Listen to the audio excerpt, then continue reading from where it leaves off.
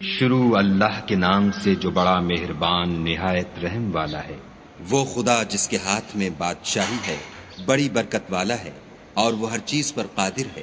اسی نے موت اور زندگی کو پیدا کیا تاکہ تمہاری آزمائش کرے کہ تم میں کون اچھے کام کرتا ہے، اور وہ زبردست اور بخشنے والا ہے۔ اس نے 7 آسمان اوپر تلے بنائے۔ اے دیکھنے والے، کیا تو خدائے رحمان کی آفرینش میں کچھ نقص دیکھتا ہے؟ ذرا آنکھ اٹھا کر دیکھ، بھلا تجھ کو آسمان میں کوئی شگاف نظر آتا ہے؟ پھر دوبارہ سہبارہ نظر کر تو نظر ہر بار تیرے پاس ناکام اور تھک کر لوٹ آئے گی۔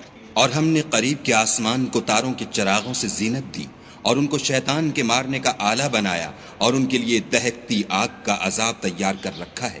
اور جن لوگوں نے اپنے پروردگار سے انکار کیا، ان کے لیے جہنم کا عذاب ہے، اور وہ برا ٹھکانہ ہے۔ جب وہ اس میں ڈالے جائیں گے تو اس کا چیخنا چلانا سنیں گے، اور وہ جوش مار رہی ہوگی، گویا مارے جوش کے پھٹ پڑے گی۔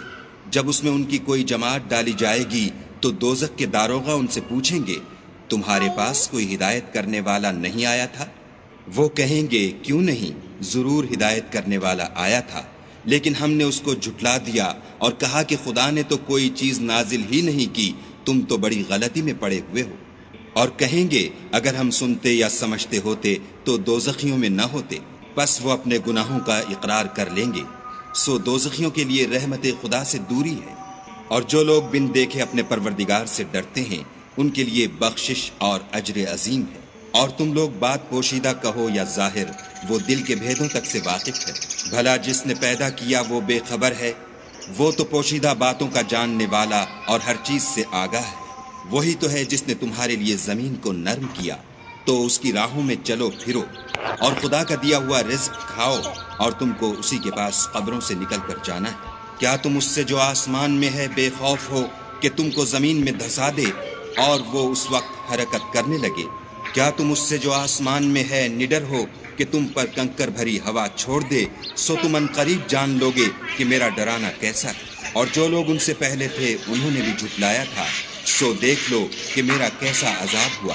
کیا انہوں نے اپنے سروں پر اڑتے جانوروں کو نہیں دیکھا جو پروں کو پھیلائے رہتے ہیں اور ان کو سکیڑ بھی لیتے ہیں؟